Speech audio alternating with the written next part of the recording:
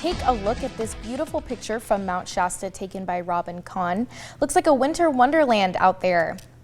This week has really brought some chills to the air, and in some areas in our region, snow on the ground. Thank you for joining me for Newswatch 12 at 11. I'm Samantha Cadera. Let's turn to Chief Meteorologist Matt Hoffman to see if we have more winter weather ahead.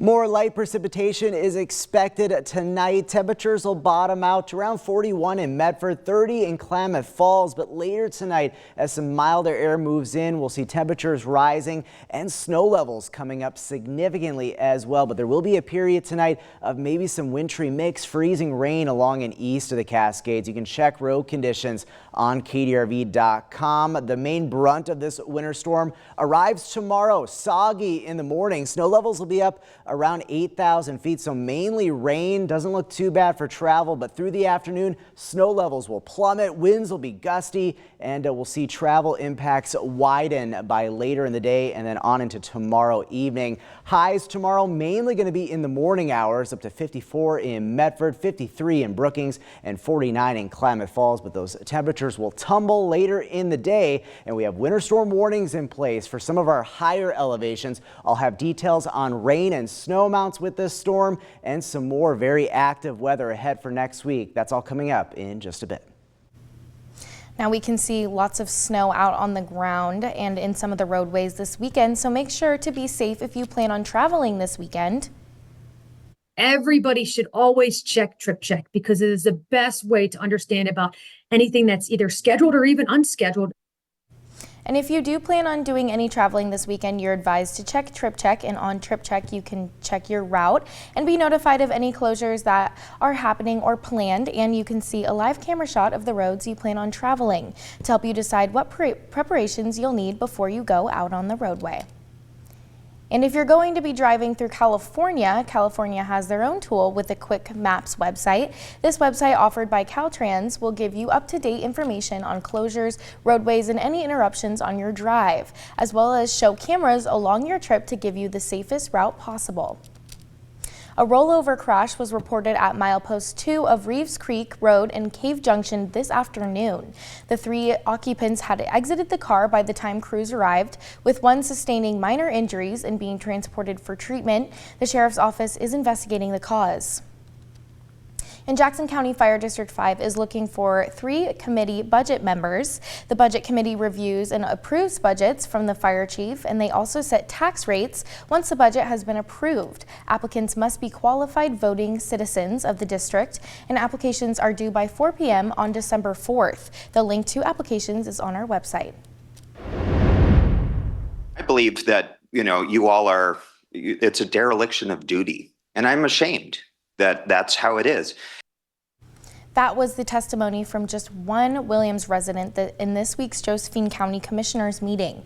More than an hour of the meeting was filled with residents expressing their concern with the auction of properties in the forest surrounding Williams. The land was to be auctioned off this Wednesday for timber, which brought many residents to the meeting to show their opposition.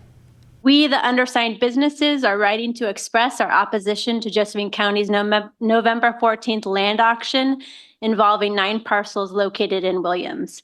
We just got the door slammed in our faces. We get treated like we don't count. We get treated like our concerns don't matter. Many of the residents came together with the Williams Community Forest Project in opposition of the auctioning of the land since they were first announced to be auctioned in early October.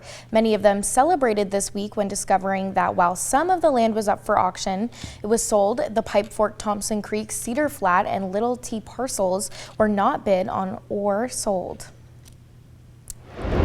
And in a traffic alert, the city of Medford has quite a lot of traffic projects in place starting tomorrow, November 17th, and some of them last until the end of the year. Multiple streets will see lane closures and night work as crews complete projects. Expect flaggers, lane reductions, and occasional closures on West Main, North Bartlett, Springbrook, Oakdale, and more. Drivers should plan for delays and use alternate routes. And sidewalk closures are in place along East Jackson Street and Central Avenue. Detours will be in effect through late November and December as crews complete repairs and installations.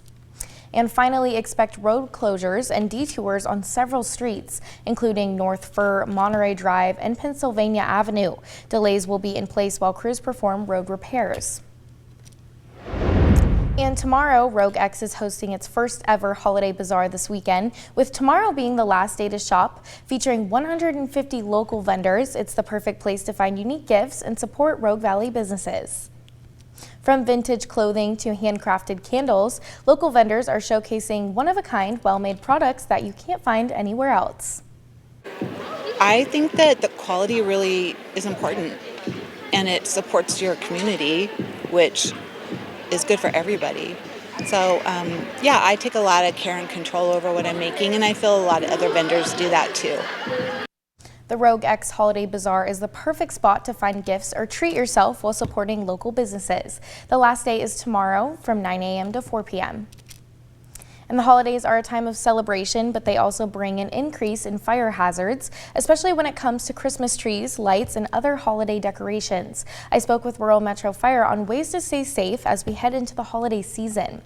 They said the key to preventing fires is making sure your tree stays well watered. Once a tree is cut, it begins to dry out, increasing the risk of it catching on fire. If you're going to have a tree that's going to be dying from the day you cut it, trying to get the length that you can out of the time your tree is up, you're just going to have to remember a number of different things that include constant watering, trimming off the base of the tree so that the resin that builds up inside the stump, it will actually kind of clog the pores of the tree, so it's not going to pull the water that you put in the basin. It's also important to keep trees away from heat sources like space heaters and fireplaces, as dry trees are highly flammable even before they catch fire.